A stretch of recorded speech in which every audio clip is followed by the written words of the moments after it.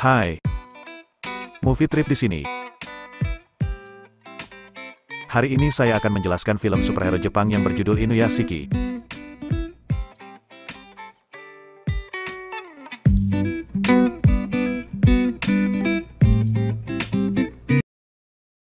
Ichiro Inuyashiki adalah pegawai biasa yang melakukan terbaik untuk membuat keluarganya bahagia, tapi keluarganya mengambil semua hasil usahanya begitu saja, dan sering memperlakukannya seperti sampah. Ichiro baru-baru ini membeli rumah baru di lingkungan yang lebih baik demi mereka. Putrinya Mary dan putranya Takeshi senang melihat sebuah rumah besar dan mengira itu milik mereka sendiri. Mereka secara tidak sengaja mencoba memasukinya. Tetapi diberitahu ibunya bahwa rumah mereka yang kecil di sampingnya, itu adalah rumah terbaik yang bisa dibeliin Ichiro dengan uang yang dia simpan selama bertahun-tahun.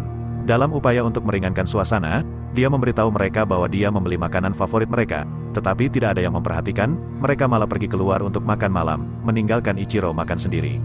Suatu hari Ichiro bekerja lembur dan pulang larut malam. Di gang gelap dia melihat sekelompok perampok memukuli seorang pria demi mendapatkan uang. Yang dia pikirkan saat itu adalah lari. Ketika dia berbalik dia melihat Mary mengawasinya dalam kekecewaan. Mary mengingatkan dia bahwa dia adalah pengecut menjijikkan. Setelah kembali pulang ke rumah, Ichiro duduk di depan rumah sambil berpikir tentang kehidupan. Tiba-tiba seekor anjing berjalan ke arahnya ingin dibelai. Pemiliknya meninggalkan pesan yang mengatakan, namanya Hanako. Tolong jaga dia. Ichiro kasihan kepada anjing itu, tapi istrinya ingin dia menyingkirkannya. Istrinya juga menyerahkan laporan medisnya yang mengatakan bahwa dia perlu satu pemeriksaan lagi. Berikutnya hari Ichiro pergi ke rumah sakit dan mengetahui bahwa dia menderita kanker stadium ketiga, dan kanker itu telah menyebar ke seluruh tubuhnya yang memberinya hanya beberapa bulan untuk hidup.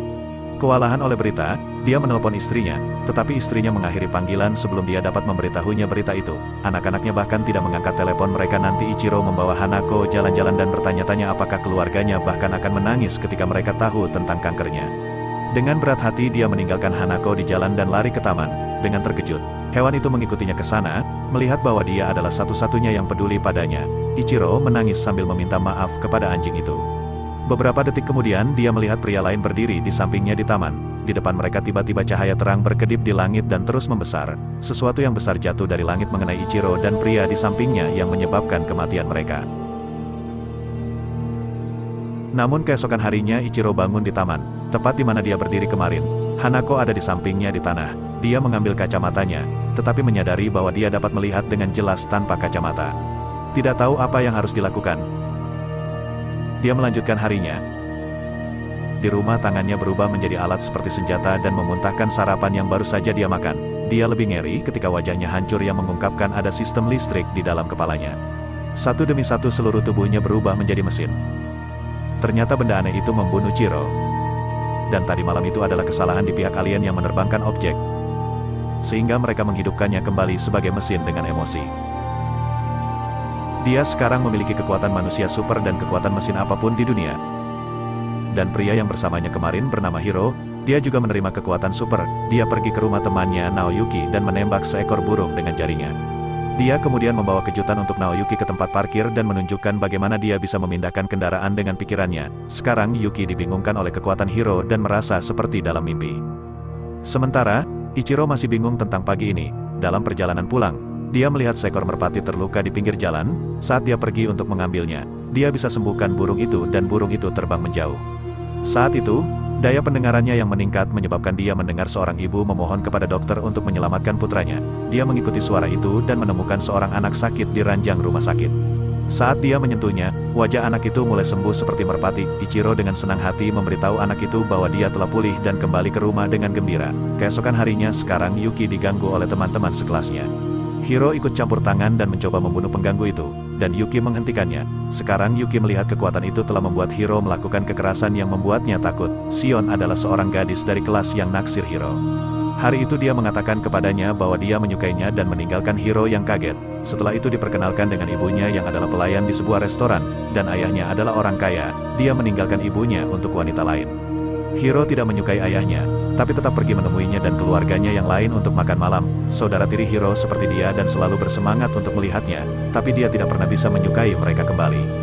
Memikirkan ibunya yang malang, hampir tengah malam ketika Hiro berjalan pulang, dia mendengar suara sebuah keluarga yang mengingatkannya pada kehidupan baru ayahnya. Dengan kemarahan, dia menerobos masuk ke rumah keluarga itu, membunuh keluarga itu dan mengejar putri menyusuri lorong dan membunuhnya.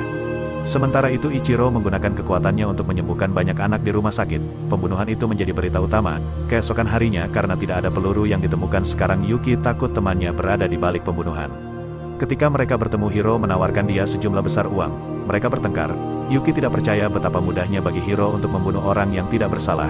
Dia tidak ingin menjadi temannya lagi. Hiro hancur oleh komentar Naoyuki. Dia kembali ke rumah, dan dia menemukan bahwa ibunya menderita kanker pankreas. Dia mulai menangis dalam pelukannya dan berjanji padanya bahwa dia tidak akan membiarkannya mati. Sementara itu, di rumah Ichiro, putranya ditemukan mencuri uang dari dompet ibunya. Dan Mary mengatakan dia tidak ingin pergi ke universitas. Rumah tangga dalam kekacauan ketika Ichiro memberitahu semua orang bahwa dia akan melindungi mereka semua. Menertawakan kebodohan ayahnya, Mary mengatakan kepadanya bahwa Takeshi sedang diganggu di sekolah dan ibunya berselingkuh dengan pria yang lain. Malam itu Ichiro menangis sendirian di kamarnya. Tiba-tiba dia mendengar sekarang Yuki berdoa kepada Tuhan untuk menghentikan temannya membunuh orang. Ichiro menyadari yang dibicarakan Hiro dan terbang kepadanya. Mereka berbicara sebentar dan mengetahui bahwa Ichiro dan Hiro direformasi oleh beberapa bentuk kehidupan yang lebih tinggi. Sekarang Yuki menawarkan untuk melatih Ichiro sehingga dia dapat menghentikan Hiro dari membunuh lebih banyak orang. Meskipun mereka memiliki kekuatan yang sama, tetapi Hiro lebih tepat dalam menembak. Pada hari berikutnya mereka bertemu di garasi yang ditinggalkan, di mana sekarang Yuki mengajari Ichiro untuk menembak melalui jari-jarinya. Setelah mencoba berulang kali Ichiro akhirnya berhasil, tetapi membutuhkan lebih banyak latihan. Sementara itu Hiro dan ibunya berada di dokter di mana dia memberitahu mereka bahwa kankernya sel telah menghilang. Baik dokter dan ibu Hiro terkejut. Dalam perjalanan pulang, 6 polisi mengelilingi mereka. Mereka datang untuk menginterogasinya tentang pembunuhan, ketika ibunya bertanya kepadanya apa yang telah dilakukan putranya. Hiro melarikan diri. Polisi menangkapnya, tetapi dia dapat melarikan diri menggunakan kekuatannya. Akhirnya dia menembak mati 3 polisi. Jelas bagi mereka bahwa Hiro adalah pembunuhnya. Satu di balik pembunuhan foto-fotonya ada di seluruh berita. Hari berikutnya pada hari yang sama temannya Shion menemukannya di jembatan dan membawanya pulang. Dia tidak peduli dengan orang-orang yang telah dia bunuh dan mengizinkannya untuk tinggal bersamanya. Selama yang dia inginkan, dia tinggal bersama neneknya yang membuatnya lebih mudah bagi Hiro untuk bersembunyi. Sementara itu Ichiro telah menguasai menembak dari jari-jarinya. Seiring berjalannya waktu, mereka menyadari bahwa air bertindak sebagai bahan bakar untuk kekuatan Ichiro, tetapi dia alergi terhadap air natrium. Sejak Hiro bersembunyi media mulai menyerang ibunya, dia mendapat ancaman pembunuhan di internet dan dilecehkan di jalanan. Hiro melihat ibunya di TV dan tidak bisa menahan tangis, dan rasa bersalah terlalu banyak, dikarenakan Hiro yang mengetahui tentang ini melalui saluran berita. Seketika kesedihannya berubah menjadi kemarahan. Dan dia menjadikannya misi untuk membunuh setiap orang yang berbicara buruk tentang ibunya. Dia segera mengetahui bahwa dia dapat menembak orang melalui telepon mereka dan komputer menggunakan internet.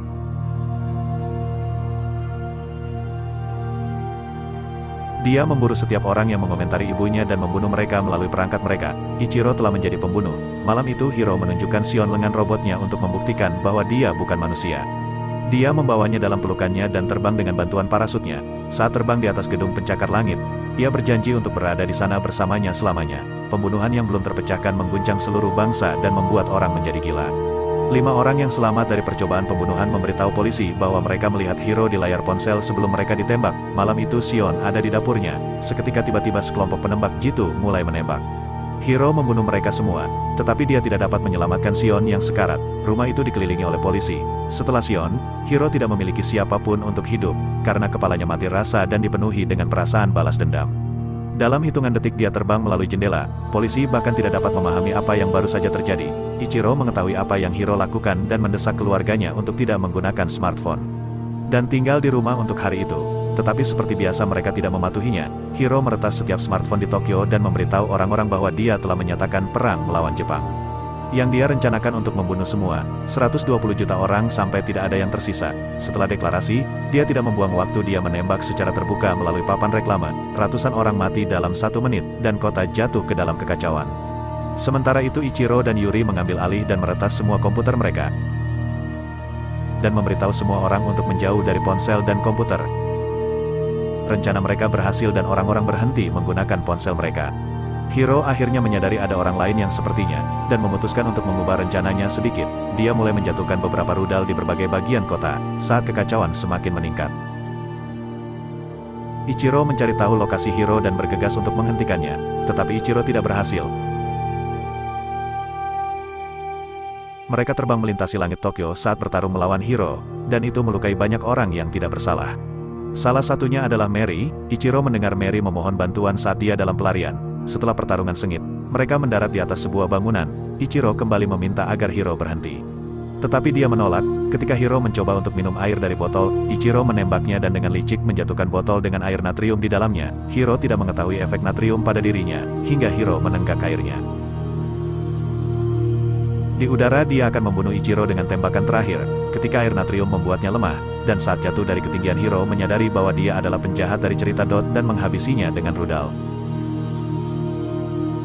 Sementara itu Ichiro turun untuk menyelamatkan putrinya, dan menemukannya di tengah-tengah sisa-sisa bangunan. Dia berada di ambang kematian, ketika dia menggunakan kekuatannya untuk menyelamatkannya, tetapi ketika dia sudah selamat, Hiro datang lagi dan menendang Ichiro. Mary juga ikut tertembak. Hiro mengalahkan Ichiro sebelum melempar Mary keluar jendela. Ini membuat Ichiro marah dan melipat gandakan kekuatan robotnya. Hiro dan Ichiro melompat saling menyerang satu sama lain. Tetapi, kali ini kekuatan Ichiro mengalahkan Hiro dan merusak badannya Hiro. Setelah Ichiro menangkap Mary di udara dan menyelamatkannya, Mary menyadari, dia telah salah menilai tentang ayahnya, dan melihat ayahnya menyelamatkan orang lain ia merasa kagum. Seminggu setelah insiden pemerintah menyatakan Hiro telah mati, dan Ichiro sekarang dihormati di keluarganya, dan menjadi pahlawan dalam keluarganya. Subscribe dan tonton lebih banyak video seperti ini. Aktifkan notifikasi dan tinggalkan like untuk membantu channel ini. Terima kasih banyak telah menonton.